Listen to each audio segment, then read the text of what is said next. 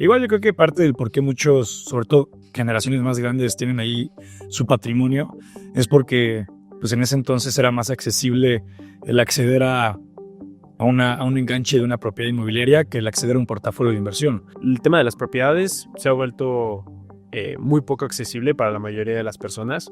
Es una locura.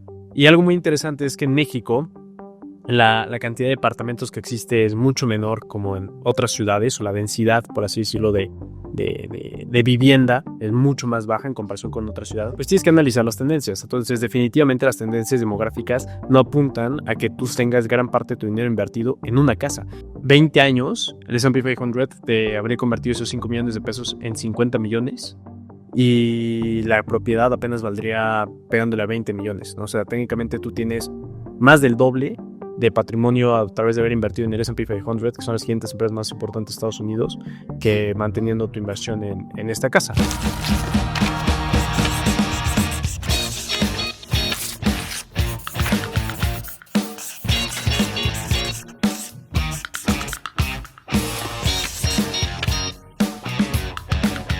Muy bien, pues bienvenidas a un nuevo episodio de Taurina.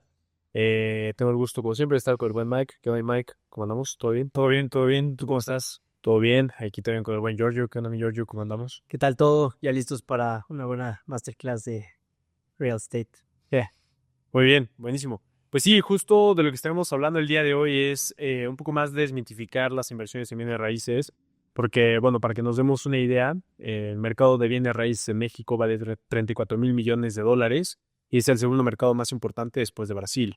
Obviamente el de Estados Unidos es mucho más gigantesco y tengo entendido que el más grande del mundo es China. Sí. Entonces, bueno, básicamente estamos hablando de que se invierte muchísimo dinero, hay mucho dinero invertido en este sector, ¿no? Bueno, más bien, pues sí, en este mercado, ¿no? En el mercado inmobiliario.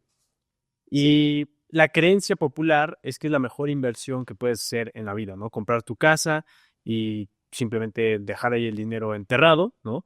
Y eventualmente después la vas a poder vender si es que la quieres vender en un mucho mayor precio. Sí, la creencia popular, como no solamente lo crea una persona promedio, sino gobiernos enteros, es todo el mundo va a necesitar dónde vivir, entonces siempre va a haber demanda para esos activos y es algo que realmente, pues, a veces no pasa, ¿no?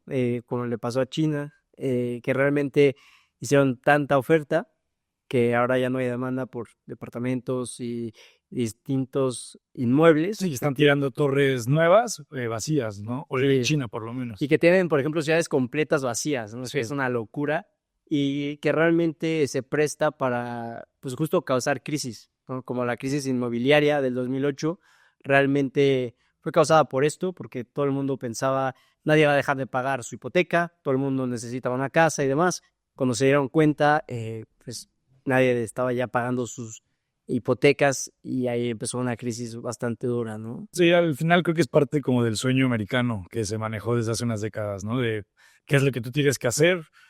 Todo giraba en torno al endeudamiento, ¿no? Endeúdate para estudiar en una buena universidad, endeúdate para tener una propiedad inmobiliaria, Tener un coche. endeúdate para tener un estilo de vida lujoso. Pero pues justamente pues empezó a ser este fenómeno en donde pues, se empezó a adoptar como la mejor inversión que puedes hacer, cuando creo que justo lo que vamos a hablar en el episodio de hoy es hablar de la otra cara de la moneda, que en ese entonces pues como que no se manejaba con una posibilidad, ¿no? No, y aparte siempre es mucho más fácil para las personas, incluso hoy en día, a decir de que, ok, ahí tengo mi pedacito de tierra, donde cualquier cosa que me pase ahí, yo puedo tener ese pedacito y ya lo veo, lo siento, ¿no? Que es algo difícil de palpar con otro tipo de inversiones, como por ejemplo acciones, criptomonedas y demás, que no es algo tangible, ¿no? Algo que puedas sentir. Entonces, es algo que también hace que la persona tenga mucha más confianza en cuanto a inversión se refiere. Hablando de un punto muy importante con relación a bienes raíces, yo creo que entran dos factores relevantes de lo que estabas comentando.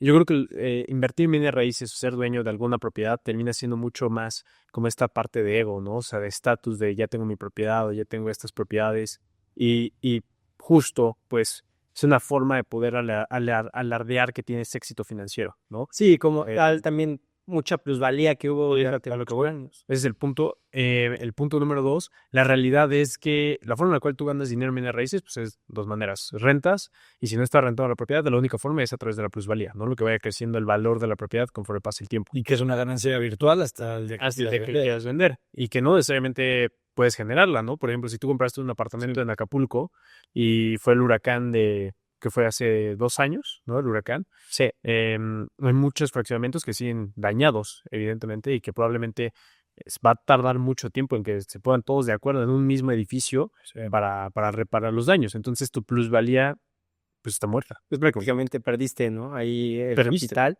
Muchos sienten que con tener esta parte de ya tengo mi departamento, terrenos y demás, están seguros y ya tienen su parte de propiedad lista y que no le va a pasar nada a su dinero.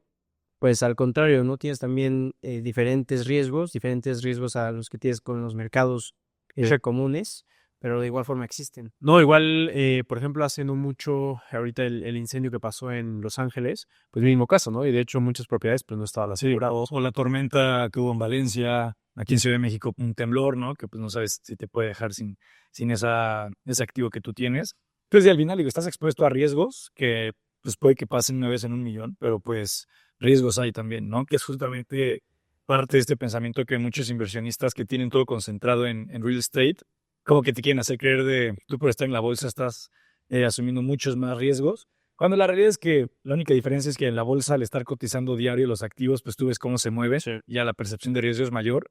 Pero pues si tú de plano pues vas a largo plazo, no te interesa mucho esa volatilidad, los riesgos no deben por qué ser tan distintos, básicamente, ¿no? Sí, como tal también el valor de tu propiedad se está moviendo todo el tiempo, ¿no? No es que solo valga algo, es que ahorita pusieron un hospital cerca, entonces ahora vale más. Repavimentaron las calles, ahora vale más, ¿no? O caso contrario, las calles ya se están desplazando y demás, ya no vale tanto. Sí, donde hay muchos bares o inseguridad, asaltos. Exacto. Es una zona. Sí, pues sí, al El final precio se está moviendo constantemente, aunque tú no estés viendo cuánto valga. tú no eres consciente de exacto. Igual yo creo que parte del por qué muchos, sobre todo generaciones más grandes, tienen ahí su patrimonio, es porque pues en ese entonces era más accesible el acceder a un enganche de una propiedad inmobiliaria que el acceder a un portafolio de inversión. Sí. O sea, por ejemplo, antes para que tú tuvieras una cuenta de inversión abierta necesitabas 1 millón de pesos. Cuando un enganche de una propiedad te podía salir en 200, 300 mil pesos, poco más, poco menos, depende de una propiedad de hace 15 o 20 años. Pero pues sí, era más accesible el ahorrar para un enganche que tal cual una cuenta de inversión. Sí, también no solo accesible en cuanto a puedo comprarlo, sino que accesible en precio, ¿no? Últimamente ya todas estas propiedades, terrenos y demás se han valorizado de una forma impresionante y no es tan fácil poder comprar un departamento, una casa como lo era antes, ¿no? Que realmente tu sueldo, lo que percibías en esos momentos te daba para realmente darte. Y yo lo que creo es que tenemos que buscar como generación aprovechar las nuevas oportunidades que se están presentando. El problema es que la realidad se vuelve muy complicado el poder elegir buenas inversiones en acciones, ni se diga en cripto, porque evidentemente involucran pues un poco más de conocimiento, ¿no? O sea, si inviertes en bienes raíces, pues mucho más sencillo que, ok, si esta colonia está bien, o aquí viven mis papás y todo, pues eventualmente va a seguir bien, ¿no? No se vuelve tan complicado. El tema de las propiedades se ha vuelto muy poco accesible para la mayoría de las personas, pero ya hay otro tipo de inversiones, ¿no? Como acciones que puedes comprar, acciones desde $1, técnicamente, ¿no? Puedes comprar cripto igual desde $1. Entonces, realmente ya esas barreras de accesibilidad con relación a otros instrumentos de inversión se han eliminado por completo. Fíjense, un dato importante que me gustaría mencionar, Manhattan tiene 52 kilómetros de cuadrados, ¿no? 52 kilómetros cuadrados. La Ciudad de México tiene más de 1,400 kilómetros cuadrados. Es una locura. Y algo muy interesante es que en México la cantidad de departamentos que existe es mucho menor como en otras ciudades, o la densidad, por así decirlo, de vivienda es mucho más baja en comparación con otras ciudades.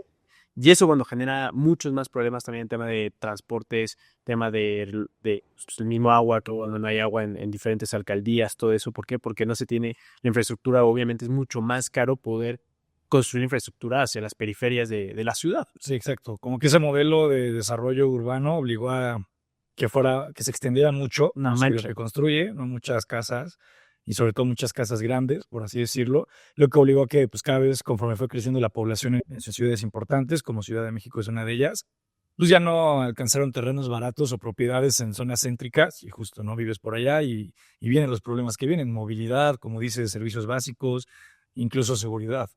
Justo, entonces, algo muy interesante es que en mexicano, ¿no? Porque hemos ido a Colombia, hemos visto, por ejemplo, en Medellín, la cantidad de edificios es impresionante. Todo vertical, todo es Y vertical. eso tú lo puedes ver incluso en varias ciudades, ¿no? Incluso en Lima igual, cuando fuimos, había muchos más edificios de Ciudad de México residenciales.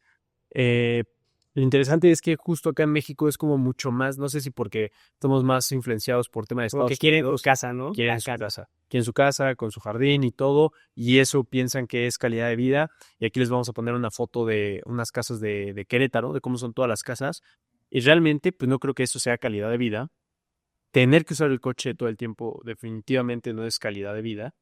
Y si tú vas a invertir gran parte de tu patrimonio en eso, pues sí lo debes de cuestionar varias veces, ¿no? Porque eventualmente, o sea, una casa como la que le estamos mostrando de Querétaro, ¿qué plusvalía va a tener de cara a los siguientes 20, 30 años? Más si hay otras 70 iguales a 100 No, kilómetros. ni siquiera 70, yo creo que va a haber más de 500, ¿no? Sin ningún problema. Y no solo plusvalía, igual algo, tú la compras para rentarla, igual la rentas que cobres. Se pulverizan. Porque yo tal cual conozco a mucha gente que se va de Ciudad de México a este tipo de desarrollos, que son ciudades dentro de un fraccionamiento, tal cual tienen todo, o sea, diferentes plazas comerciales, ni siquiera varias, muchos parques, muchos gimnasios y demás, para que están desarrollados para que, hasta escuelas hay, ¿no? Están desarrollados para que la gente ya no salga de ahí en caso de que así lo quieran. Pero pues justo, mucha gente que se va de una ciudad más grande llega a estos lugares, pues justamente porque pues están en búsqueda de nuevas oportunidades y demás, ¿no? Entonces obviamente están buscando dónde vivir, pero pues reduciendo muchísimo el presupuesto que tienen de renta, ¿no? Entonces, volviendo a ese punto de la compras para rentarla y que sea negocio, pues quién sabe qué tanto negocio sea. Exacto, se terminan canibalizando este tipo de propiedades en tema de la renta, en el tema de venderla, ¿no? Por la cantidad de oferta que hay. Y algo muy interesante son los demográficos.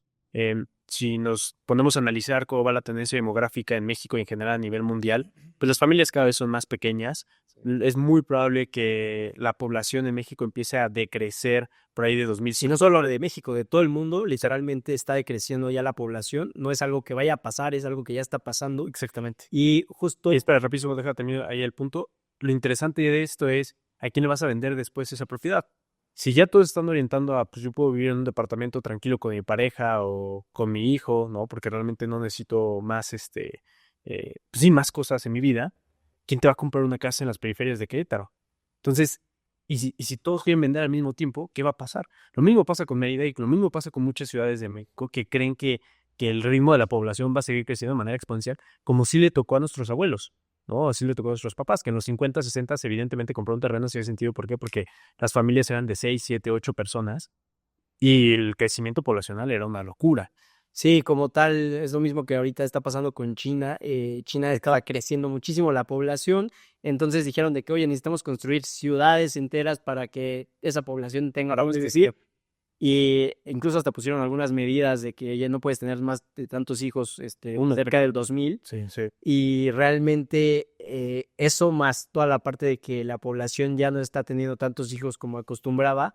Ahora ya no tienen justo personas para llenar todas estas ciudades que construyeron y que están regalando las o tiran los edificios porque les sale más barato tirarlos. Ya hay varios que están haciendo así en China. Y no solo en China, en Japón igual, por ejemplo, la población decreció este último año. De hecho, creo que es el primer país ya que su población está decreciendo año con año. Sí, ¿no? y creo que decreció 1 millón, si no me equivoco, o sea, es una cantidad ya relevante, ¿no? Pero sí, justo la tendencia de crecimiento poblacional sí pinta para ser muy distinta a los próximos 50 años. No, y más en otros países, 50. Por ejemplo, asiáticos, que tienen esta campana ahora sí como de población, ya más toda recargada a la tercera edad. Así es, o sea, los que más le van a pegar. Y Europa también es uno de los que justo está así.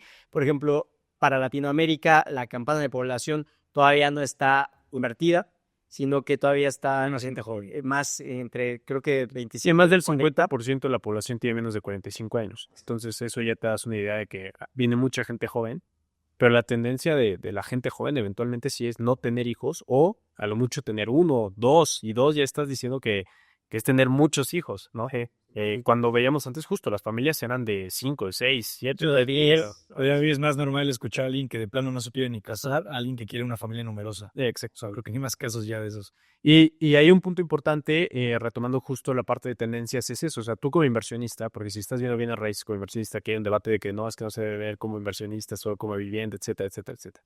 Pero si tú lo ves como inversionista y quieres que tu patrimonio crezca, pues tienes que analizar las tendencias. Entonces, definitivamente las tendencias demográficas no apuntan a que tú tengas gran parte de tu dinero invertido en una casa. Incluso acá en México, yo sí creo, y lo puedo ver con diferentes colonias, por ejemplo, Pedregal, Lomas, Coyoacán, que por tema legal, o sea, por la regulación, no se pueden construir edificios, la plusvalía está estancada.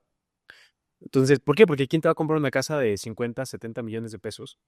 Incluso si, aunque tú tuvieras el capital, Sí, sería una no lo harías, exactamente, no lo harías. compras ese terreno para hacer un edificio ahí y vender departamentos, ¿no? Pero Pero si la regulación no te lo permite, no hay demanda, y como no hay demanda, pues los precios se estancan, ¿no? Y mucho es más por tema de orgullo que, por ejemplo, estas personas no quieran vender su propiedad más barata para que se mueva, porque sin cómo voy a vender mi casa debería de valer tanto, Sí. porque está en Pedregal o porque está en tal zona, pues sí, pero no hay demanda por tu casa. sí, justamente es la parte de liquidez de la, Ese es un buen punto. de la bien raíz, ¿no?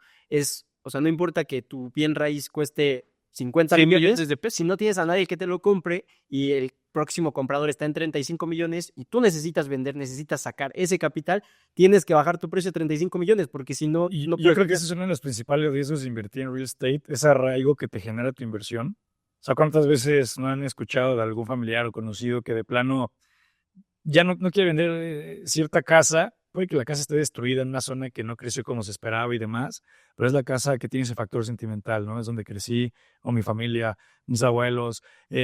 Muchos de esos factores se presentan a la hora de tomar una decisión, hablando de real estate, que obviamente difícilmente te va a pasar en otro activo financiero, ¿no? Entonces, es un riesgo que yo siempre he visto muy importante y del cual es muy difícil como desapegarte en caso de que seas tú el que esté en ese escenario. Hay una estadística también muy interesante que más de 120 billones de dólares se van a transferir en tema de riqueza por la cantidad de gente que va a morir, sobre todo los baby boomers que concentran gran parte de propiedades, inversiones, etcétera. Entonces, todo ese dinero eventualmente va a llegar a generaciones más jóvenes, pero lo interesante va a ser también la cantidad de oferta que va a haber de propiedades. Simplemente pónganse a pensar si tu papá tenía una casa, ¿no? en Pedregal, o tenía una casa en alguna zona, una zona San Ángel, etcétera, y tiene 3 hijos, y esos 3 hijos la quieren. tienen la herencia y la van a tener que vender, y eso pasa con muchas otras familias que eventualmente van a morir sus papás. Va a ser una locura la cantidad de oferta que va a haber, y si en México no cambian la regulación con relación a este aspecto de construir edificios en ciertas zonas, todo eso que seguramente no va a cambiar ni en Pedregal, ni va a cambiar en Coyoacán, ni va a cambiar en San Ángel, ni va a cambiar en Lomas, que son como las zonas residenciales importantes, ¿no? De la Ciudad de México. Yo no sé qué va a pasar con esas propiedades. O sea, se van a estancar los precios. Y virtualmente tú puedes decir que tu casa no perdió valor, pero si lo ajustas con inflación. Y realmente lo quisieras vender también, igual es una pérdida muy importante de capital. Y si no le estás sacando plusvalía y no le estás sacando nada de dinero, ese dinero te podría estar generando mucho más en cualquier otra inversión. Pueden ser espacios que se queden completamente desaprovechados. Ese ejemplo de la familia de 3 hijos, ponle tú, no se vende porque de plano el precio que ellos quieren nadie lo va a pagar, pero pues ninguno de los 3 hijos igual, por su estilo de vida, le hace sentido el asumir el mantenimiento de esa casa, que es algo costoso. ¿Qué va a pasar ahí? ¿No? Entonces, imagínate una casa con alberca, con todo eso. sí, 500 metros cuadrados de jardín, entre otras cosas que pueda haber por ahí, ¿no? Sí, es muy interesante. Incluso hay precios ya de departamentos en Ciudad de México que están equivalentes a casas, ¿no? Sí. Es impresionante eso, probablemente.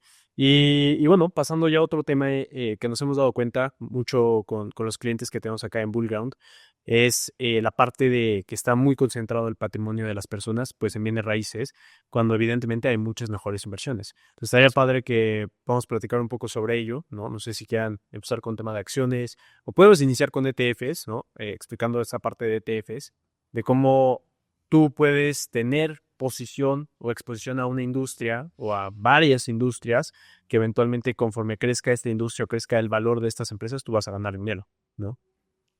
Sí, al final, digo, toda esta parte de acciones y ETFs, pues lo que es un activo financiero, ¿no? O sea, que tú puedes comprar ya a día de hoy en cualquier, bueno, no en cualquier, pero muchas aplicaciones que puedes tener en tu celular y es completamente seguro, no porque sea en el celular debe percibirse como algo que tu patrimonio está ahí En riesgo. sí, en un riesgo muy elevado. Pero pues básicamente es la oportunidad de tú participar, bueno, tener una participación en algún tipo de proyecto que te llame la atención, ¿no? Proyecto, empresa, organización, ¿no? Desde empresas tecnológicas, industriales, de consumo básico como supermercados, bonos, o incluso tener participación en fideicomisos que manejan propiedades inmobiliarias, ¿no? Que igual estaría bien abordar un poco. Sí, como son los REITs o las fibras en México, son las fibras en Estados Unidos REITs, y es toda la parte que engloba como estas canastas de acciones que están enfocadas en toda la parte de bienes raíces, ¿no? Como tal, sí es importante aclarar que también la parte de bienes raíces, o sea, sí te da una plusvalía y una ganancia, porque muchas personas dicen de que, oye, pues yo estoy ganando de renta 15,000 pesos, ¿no? Por así decirlo. Pero nunca se ponen a comparar la tasa realmente contra otro tipo de herramientas, ¿no? Entonces es algo muy importante que deben de hacer si ustedes están generando una renta mensual de algún departamento o alguna propiedad que ustedes tengan, pues sería bueno que hicieran este ejercicio de revisar cuál es su cap rate, ¿no? Que el cap rate es la forma de calcular la tasa anual que estás generando con ese inmueble. Y el cap rate es tu ganancia mensual por 12 entre el valor de tu propiedad, ¿no? Eso te debe dar una tasa que puedes comparar con distintas tasas, como por ejemplo la de CETES, que en este momento, ahorita en febrero de 2025 está a 9.5%. Podrías comparar tu tasa de lo que te está generando tu propiedad con ese cálculo contra la tasa de CETES y ver qué tanto te está pagando más CETES, que lo más probable es que sí te esté pagando más CETES que tu propiedad, ¿no? Entonces, valdrá la pena que hagas el cálculo, es bastante sencillo. Y de igual forma, lo puedes comparar contra cualquier otra tasa de otro instrumento de inversión, como un ETF, como también lo podrías comparar con una tasa de inversiones en tal vez Airbnbs y demás que tienden a tener cap rates más altos. Entonces vale la pena pues ver eso, cuánto le estás sacando realmente a tu capital y si realmente es bastante bajo, porque aparte todavía tienes que sumarle el mantenimiento, que se desgastó tal parte del apartamento o lo que sea, cualquier costo extra, pues va bajando esa ganancia. Impuestos también, sí. Por ejemplo, ahorita estaba haciendo un cálculo rapidísimo de, suponiendo que invierte 5 millones de pesos en el S&P 500 y 5 millones de pesos en una propiedad con una plusvalía de un 6%, que es más o menos la plusvalía aquí en Ciudad de México y en general realmente. Y pues el rendimiento del S&P 500 de un 12% aprox. En 20 años, el S&P 500 te habría convertido esos 5 millones de pesos en 50 millones y la propiedad apenas valdría pegándole a 20 millones, ¿no? O sea, técnicamente tú tienes más del doble de patrimonio a través de haber invertido en el S&P 500, que son las siguientes empresas más importantes de Estados Unidos, que manteniendo tu inversión en esta casa, ¿no? En esta propiedad. Sí, creo que algo muy importante a tomar en cuenta, no solo en inversiones inmobiliarias, sino en cualquier tipo de inversión, es el costo de oportunidad, ¿no? Porque tú puedes decir justamente, oye, de 5 se volvieron 20, está excelente, pero cuando comparas qué pudiste haber logrado en otro tipo de activo, es cuando esto es costo de oportunidad, dices, no, pues sí había mejores opciones donde pude haber metido el dinero. Que digo, no sé si en este ejercicio se consideran las rentas que fuiste generando, ¿no?, con el tiempo. No, solamente como si hubieras vivido. Pero aún así, si hubieras vivido, eso es algo importante porque la gran mayoría de la gente compra la casa para habitarla, ¿no? No para rentarla. Pero aún así yo he hecho el ejercicio y sí es igual bastante probable que aunque la hayas comprado para rentar y generar ingresos por medio de ella, aún así el haberlo metido en el S&P acaba siendo un mejor ejercicio. No, y además a eso le tendrás que agregar la parte de dividendos, ¿no? Sí. Del S&P y en dado caso Y la depreciación. la depreciación del tipo de cambio. Es un punto importante, ¿no? O sea, si tú tomas en cuenta la depreciación del tipo de cambio, pues si estás invertido en pesos, aquí en México tu propiedad, pues obviamente no va a ganar valor conforme. No solo en México, en cualquier parte del mundo, yo creo que no sea Estados Unidos, siempre va a haber depreciación de tu tipo de cambio. A lo mejor si estás en Europa, no, pero bueno, o sea, si estás en América Latina, si estás en una economía emergente, definitivamente estás perdiendo riqueza si tienes una propiedad por tema del tipo de cambio. Sí, y no solo propiedad, sino por solo tener tu dinero en tu moneda de origen, pues básicamente siempre estás perdiendo poder adquisitivo contra el dólar, ¿no? Que el dólar tiende a siempre estarse fortaleciendo y es la moneda de reserva de valor del mundo en este momento. Entonces, siempre tener una parte en dólares de tu capital es bueno, y cuando estás invertido en un bien raíz, pues obviamente ese bien raíz se queda en la moneda en la cual está el país, ¿no? Básicamente. Sí. Hablemos de otro punto importante, que es el tema de rentar, es tirar dinero. Evidentemente sí tiene como ciertas complicaciones, esto porque requiere de mucha disciplina, ¿no? O sea, muchos lo que dicen es, ok, si yo compro una propiedad y estoy pagando la hipoteca, técnicamente estoy ahorrando mi dinero, o sea, está haciendo patrimonio para mí, pero si yo estoy rentando, todo ese dinero pues realmente se está perdiendo, ¿no? ¿Ustedes qué opinan de eso? O sea, ¿Creen que es un mito? sí, a ver, en parte es cierto en el sentido de que la renta se la está regalando al dueño de la propiedad, pero sí no, porque al final, y justo en el año en el que estamos, ¿no? Inicios de 2025, estamos en el periodo donde históricamente hablando es más barato rentar comprado con comprar en muchos países, ¿no? En México es uno de ellos, o sea, la brecha es interesante. Tú por vivir en un lugar en el que rentas, bueno, pagas de renta no sé, unos 12,000 pesos, si quisieras comprar esa misma propiedad, tendrías que estar pagando aprox el triple o el cuádruple, ¿no? Entonces, de aquí la diferencia recae principalmente en que en el año 21, de pagar hipoteca, pues ya no pagas nada y la casa o la propiedad ya es tuya, y en la renta, pues digo, nunca te quedas ahí. Pero si tú tomas, digamos, esa diferencia de que solo pagas una tercera parte por estos 20 años y ese restante tú lo inviertes, porque aquí la cosa es la gente normalmente se lo gasta y ya está, pero si tú lo invirtieras, realmente lo que podría estar creciendo esos 20 años, esas 2/3 partes de lo que te estás ahorrando, de igual forma podría ser la diferencia entre que valga más el portafolio que estuviste destinando en ese sentido que el haber comprado solamente la casa, ¿no? Entonces, Sí, no solamente justo cambiar la renta por la hipoteca, sino que, como bien dices, pagar la diferencia de esa hipoteca con inversiones, ¿no? que puedan tener más plusvalía que un 8 o 10% anual que puede tener acá. Sí, ahí el punto es que realmente seas disciplinado y si lo hagas, y que sí construyas patrimonio, ¿no? O sea, que sí estés ahorrando y sí estés invirtiendo dinero. El tema de la hipoteca, pues esencialmente es que te obliga a ahorrar, te obliga a invertir. ¿Por qué? Porque pues si no te quitan tu casa. Sí, sí, sí. Entonces, pues obviamente el miedo, que muchas veces pues el humano reacciona más ante el miedo y el peligro que ante tener un mejor escenario, ¿no? Ante tener una mejor vida financiera. Sí, para muchas personas seguro les va a servir más, obviamente, tener esta hipoteca y estarse obligando a sí mismos a pagar su casa, porque si no se las quitan, a hacer un plan completamente de inversiones y seguirlo al pie de la letra para poder ganarle a esa diferencia, ¿no? Sí, el principal problema es que la gente promedio no es disciplinada cuando se trata de dinero, ¿no? Entonces, digo, sí es un escenario muy de sueños, hablándolo de cierto modo, pero quien lo logra, digamos, implementar así, puede vivir justamente en ese lugar con una tercera parte del presupuesto, y si realmente se pone a hacer este plan y seguirlo y respetarlo como debería, el resultado en el largo plazo igual puede ser muy favorecedor. Entonces, pues de cierto modo puede ser tirar dinero a la basura si no llevas una vida disciplinada financieramente o no, ¿no? Si de plano pues, te pones a trabajar y a buscar activos de calidad. Pasemos a otro punto muy importante que es bueno, comprar departamentos o propiedades para poder vivir de las rentas, que es como el famoso sueño y poder alcanzar la libertad financiera. Pero realmente, pues es una mala inversión, ¿no? O sea, ya lo hemos estado platicando ahorita, te puede dar entre un 4 a un 6% tal vez de cap rate, que es básicamente la rentabilidad que te está generando la propiedad.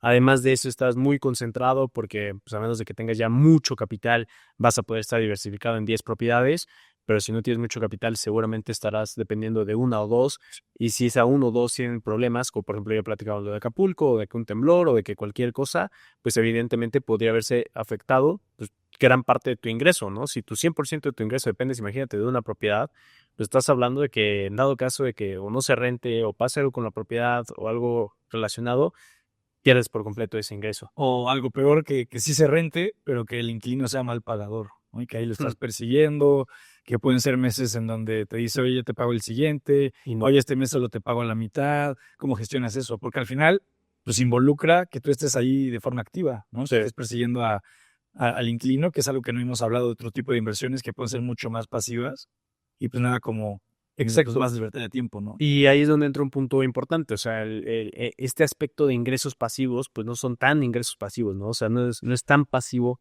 este tipo de inversión porque tienes que estar correteando a la persona, tienes que estar firmando contratos, tienes que estar checando la propiedad, si algo le falla, si mantenimiento, etcétera. Impermeabilizar, el boiler ya se echó a perder. No, y al mismo tiempo lo comparas con una inversión. Por ejemplo, vamos a lo más básico, a CETES o a los bonos de más corto plazo que hay en México.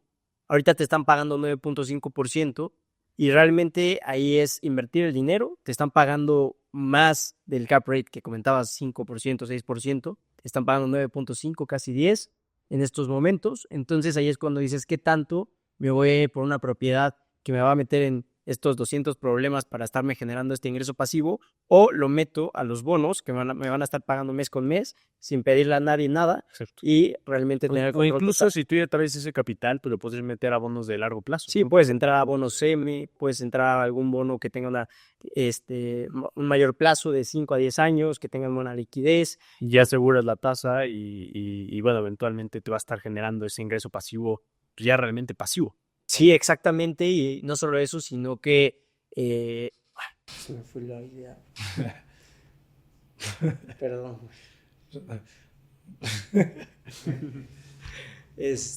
No, muy inspirado, güey. Sí, estaba inspirado, pero se me fue. Esto va a salir de todas formas. Así que te van a estar pagando estos bonos constantemente cada 6 meses sin que tú tengas que hacer nada, y que aparte, si te enfocas en que realmente busques bonos buenos que sean líquidos, los puedes vender fácilmente, ¿no? Y puedes realizar todo el capital de vuelta para acá. Entonces es algo muy importante. Y la liquidez que se encuentra en ese mercado comparado con una propiedad, pues igual es... Sí, el mercado de bonos es súper líquido. O sea, de hecho, yo creo que es el mercado con más liquidez del mundo. Según yo, sí. De hecho, justo a una cliente en este momento nos estaba comentando que tiene inversiones en Tulum, bueno, un departamento en Tulum y uno en San Miguel, y dice que le están haciendo un dolor de cabeza porque ni se están rentando, ni se los quieren comprar, y son nuevos.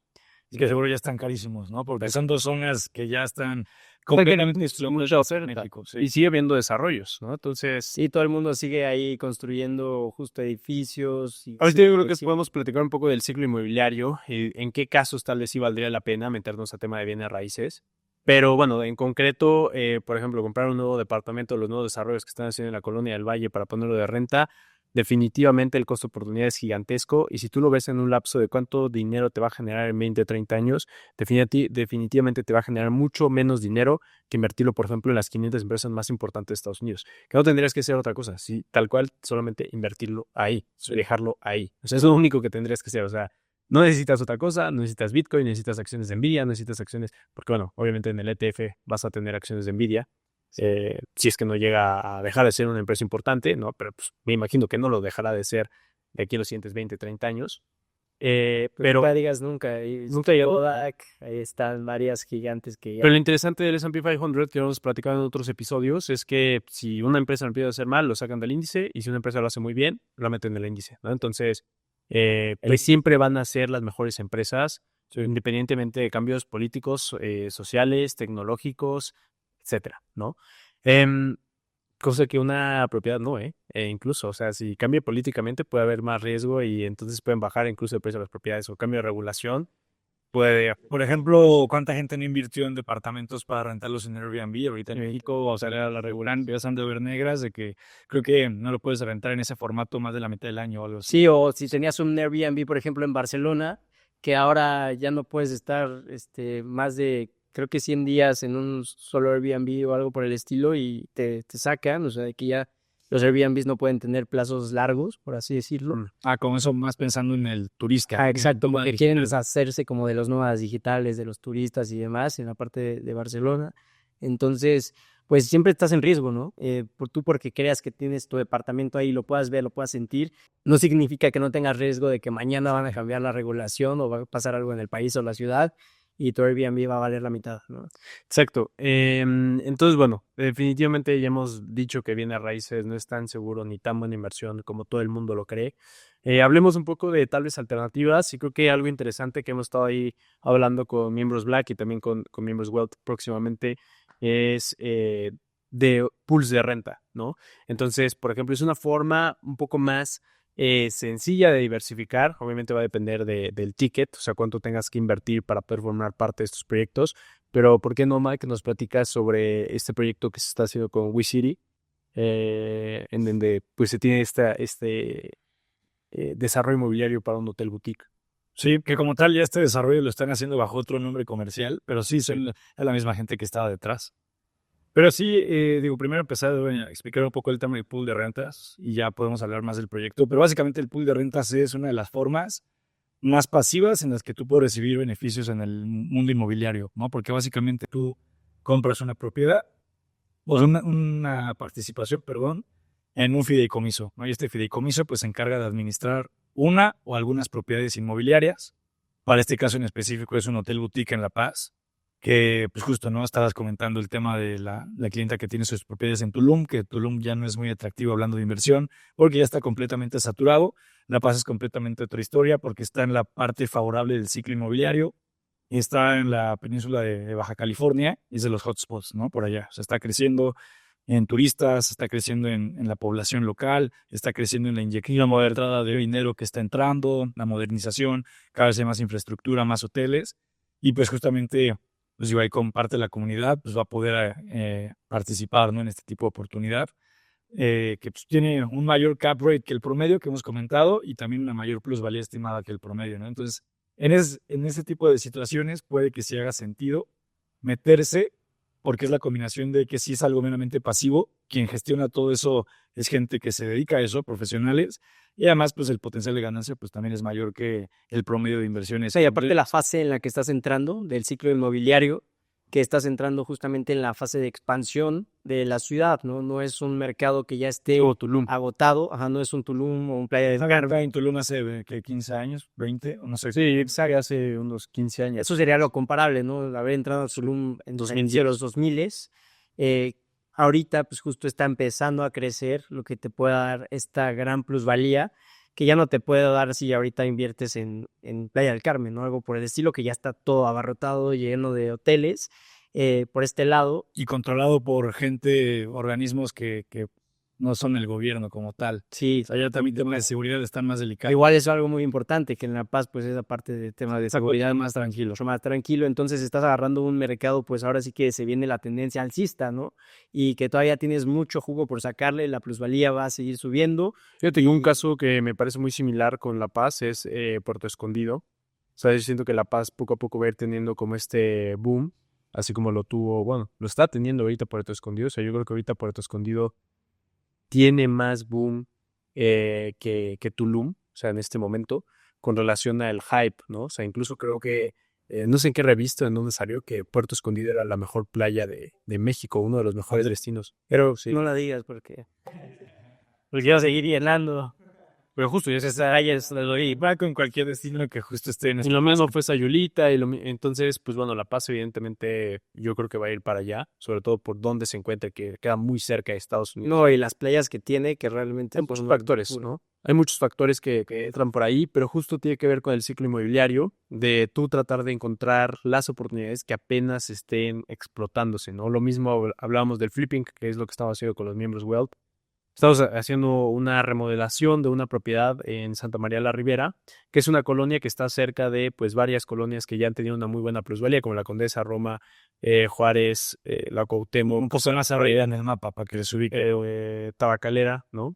Entonces, como que esas colonias ya han tenido una buena plusvalía, pero Santa María la Ribera, que está un poco más arriba, también tiene buena comunicación, buenos métodos de transporte. Es la próxima colonia a la que va a llegar ese boom. Exacto, ¿no? Pero la mayoría de las casas, pues, no se encuentran en buenas condiciones. Y justamente la persona a la que le compramos esta casa tenía 87 años y ya se quería deshacer de esa casa, pues que era más bien una carga para ella. Una carga. Mantenerla, ¿no? Entonces era una carga más que un activo financiero, ¿no? Entonces, bueno, ya el Santa María de la Ribera yo creo que ya se encuentra en expansión. Yo creo que la mitad de su ciclo de expansión realmente, pero la casa pues obviamente estaba en malas condiciones y era una gran oportunidad de poder comprarla a un buen precio por metro cuadrado y eventualmente venderla más caro.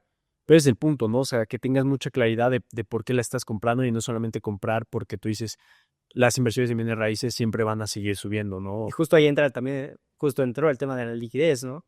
El señor quería ya vender la propiedad. Exacto. Sin importar que estuviera en un precio... Sí, llevaba aquí listada que 2-3 años. Dio un precio bastante bajo. Llevaba sin generar ingresos 2-3 años porque ya nadie se la quería rentar. nadie, entonces por eso se estaba cayendo. Sí. Pero bueno, ahí gracias a Monopolio la encontramos rápido la propiedad y luego que la vimos fuimos a ir por ella. Pero Sí. Un muy buen precio, entonces valía la pena entrar. y justo solamente para poner en contexto, fueron 70% por debajo del precio por metro cuadrado de la colonia. Ahí sí es cuando puede valer la pena meterte a oportunidades inmobiliarias, ¿no? Donde ya el potencial de ganancia, pues sí se puede volver más atractivo que lo que podrías generar en el promedio de invertir a la bolsa o en otro tipo de activos, mercados. Sí, y disminuyendo el riesgo porque evidentemente son ladrillos, ¿no? Como bien dicen, son ladrillos, pero ahí sí hace sentido. O sea, el beneficio potencial que estás obteniendo o el retorno que vas a obtener justifica el riesgo que estás asumiendo. Sí, eso es algo que no muchos piensan, qué tanto riesgo está conllevando esa decisión, ¿no? Si tú estás comprando a un precio muy bajo comparado con toda la colonia y aparte de eso La tienes colonia está capital subiendo. justo exacto, tienes el capital para remodelarla y la colonia está subiendo y puedes llegar a un nivel en donde tu casa no solo sea una casa más, sino que un muy buen edificio, un muy buen proyecto inmobiliario, ¿no? eso, aparte de llevarte al promedio, pues va a hacer que estés un poco más arriba de algo que es muy beneficioso, ¿no? Sí, sí, sin duda, ¿no? Entonces, yo creo que una opción es esta, la parte del pool de rentas, el flipping. Podemos hablar de las fibras, ¿no? Que he visto ahí varios haters sobre las fibras en Twitter, que dicen que Cito Asesor te dice que las fibras sustituyen a las rentas de una propiedad. Es un charlatán, es un mentiroso. Y a ver, obviamente las fibras son un vehículo de inversión muy distinto a lo que sería una propiedad que te esté generando ingresos pasivos, pero bueno, definitivamente sí puedes generar un ingreso pasivo muy interesante y sobre todo lo más importante, diversificado, ¿no? Porque cuando tú compras una fibra, estás invirtiendo en cientos de propiedades industriales, oficinas, etcétera, ¿no? Pero estaría bueno ahí, Jorge, que platiques un poco más sobre qué es una fibra para la persona que tal vez jamás había escuchado sobre el término, o si alguien no es de México, pues las REITs, ¿no? En Estados Unidos. Sí, las fibras son el fideicomiso de inversión en bienes raíces. Como tal, son fideicomiso un proyecto que se encarga de administrar cientos de propiedades, bienes inmuebles, por ejemplo, plazas enteras. Aquí tenemos una, ¿no? Mítica. Justo, Mítica es una de ellas dentro de una fibra 1, por si querían saberlo. También, no solo eso, sino que administran naves industriales por todo el país, varias de ellas, que igual estas naves industriales, pues por las rentas que generan, están haciendo una ganancia, ¿no? Después esta ganancia de capital se reparte, algunas trimestralmente, otras mensualmente, a todos los inversionistas. Entonces tú al tener tu acción, por así decirlo, tu fibra, y ya eres parte, ya eres socio de, entonces a ti te va a caer un poquito de esas ganancias, dependiendo de cuántos títulos tengas, obviamente, pero eso es un ingreso totalmente pasivo, ¿no? Tú inviertes en la fibra, ellos administran todos estos bienes inmuebles y de las ganancias de las rentas de los bienes inmuebles te pagan lo que te corresponde. Sí, más o menos el promedio de lo que pagan en México las fibras es un 8%, ¿no? Habrá cuales paguen más y menos, pero eso es un estándar, más lo que pueda crecer el título o la acción. Sí, ¿no? porque también tienes plusvalía. Sí, porque para invertir una fibra es directo es en una casa de bolsa, ¿no? Para que lo sepan, no es en alguna plataforma. Porque lo confunden, invertir en fibras con crowdfunding o este tipo de esquemas donde ahí sí de plano no vale la pena. Pero pues las fibras, aparte, pues tienen ciertos beneficios en el sentido de que por ley están obligadas a repartir el 95% de sus ganancias, ¿no? En forma de dividendos a sus accionistas. Entonces estás casi garantizando que te va a caer algo, que en promedio es ese 8% en el largo plazo y además el beneficio fiscal, ¿no? Tú compraste una fibra en 10, la vendiste en 15, pues ese 50% de ganancia en cualquier otro tipo de inversión, pues paga en ISR. Es un buen impuesto, ¿no? O sea, pagas el 35% en algunos casos de esa ganancia, en fibras no. Entonces, la verdad es que yo no entiendo quién hatea las fibras. Obviamente no es que sean el sustituto, tiene sus pros y cons, pero tú creo que nada más quiere andar tirando hate por tirar hate. El equivalente de las fibras en Estados Unidos son los rates, ¿no? Que de igual forma va a ir un 2-4% anual, pero en dólares, ¿no? Que ahí se puede poner atención. Sí, algo importante que es esa diferencia de tasas dependiendo de la moneda que estés, ¿no? Obviamente en México puedes ganar una tasa del 10%, pero si te vas a Estados Unidos, una tasa muy atractiva está entre 3-4%. Y otro caso, si te vas a Japón, una tasa que te pague algo, no solo 5% ya es buena, ¿no? Realmente Japón... Ya no tanto ya han estado subiendo sus tasas, pero siguen siendo muy bajas, ¿no? Es el caso en el que pues, realmente ellos no pagan casi tasa, ¿no? Sí. Prácticamente regalan el capital. Pero bueno, por ese lado, pues, las fibras y los rates demás son buenos. Y aparte te puedes meter muy específico, ¿no? O sea, puedes meterte a una fibra o un rate que sea solamente de hotelería, uno que sea solamente de oficinas, uno que sea solamente de industriales, uno que tenga de todo. Entonces, básicamente, en diferentes sectores dentro de los bienes inmuebles, pues puedes entrar con estas fibras y rates. Sí, sin duda. Yo creo que la forma en la cual nuestros abuelos, papás construyeron patrimonio, pues definitivamente no es la misma en la cual nosotros vamos a construir patrimonio, y eso es algo que nosotros tenemos que entender, porque entre más tiempo te tardes en entender este tipo de situaciones, pues obviamente más oportunidades se te van a ir, más malas decisiones vas a tomar, Sí. y muy probablemente te vas a terminar endeudando con alguna propiedad que no necesariamente te gusta, te encante, a lo mejor y terminaste comprando lo que era más barato, que eso también es una pésima decisión, ¿no? También mucha gente termina comprando propiedades porque es lo más barato, por eso mucha gente se termina yendo a Querétaro, a provincia, etcétera, a buscar comprar una propiedad que cree que, bueno, porque es barato eventualmente va a subir de precio, pero nadie te asegura que va a subir tanto de precio. Entonces tengan cuidado con eso. Si van a hacer inversiones que sean patrimoniales, pues justo que sean inversiones que les aporten cosas positivas a su vida financiera, que les ayuden a crecer su patrimonio, y sobre todo que esté bien optimizado el tema del riesgo-beneficio, ¿no? Sí. Yo creo que eso ya lo estaremos hablando en otro episodio, el tema de riesgo-beneficio. Yo creo que es un tema muy interesante que podemos abordar a profundidad. Y pues nada, creo que es todo por el episodio de hoy. No sé si quieran agregar algo más. Pues yo creo que, no, yo creo que todo está dicho. Más bien a ver qué se le ocurre ahí a la gente que escucha, qué quieren que, de lo que hablemos, porque ahí estamos, ¿no? Pendientes de los que llegan a comentar. Pero sí, en conclusiones, puede que haya momentos donde sí vale la pena meterte en real estate, pero la verdad es que van a ser los menos, ¿no? O sea, no es como el asset class que debe ser por excelencia para todas las personas que buscan construir un patrimonio sólido y que se está apreciando con el paso del tiempo. Sí, yo Nada mejor que diversificar en general. Para cerrar, yo digo que pues, muchas veces nuestros papás, abuelos hicieron gran parte de su capital metiendo en terrenos, inversiones en bienes raíces, porque obviamente ese era el momento para entrar y para poder aprovechar toda la plusvalía que iba a venir, ¿no?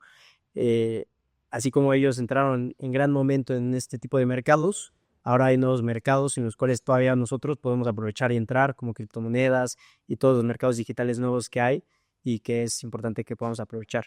Entonces, con eso me despido. Sí, sin duda. Y si quieren que nosotros les ayudemos a poder elegir las mejores inversiones, aquí abajo se va a poder escribir a Bullground Wealth con un precio preferencial, en donde, bueno, la membresía nosotros convertimos en sus asesores financieros personales durante todo un año, justamente para ayudarles a tomar las mejores decisiones con su patrimonio y pues, su dinero en general, ¿no? Pues nada, muchas gracias por escucharnos. Estamos viendo en un próximo episodio. Cuídense mucho.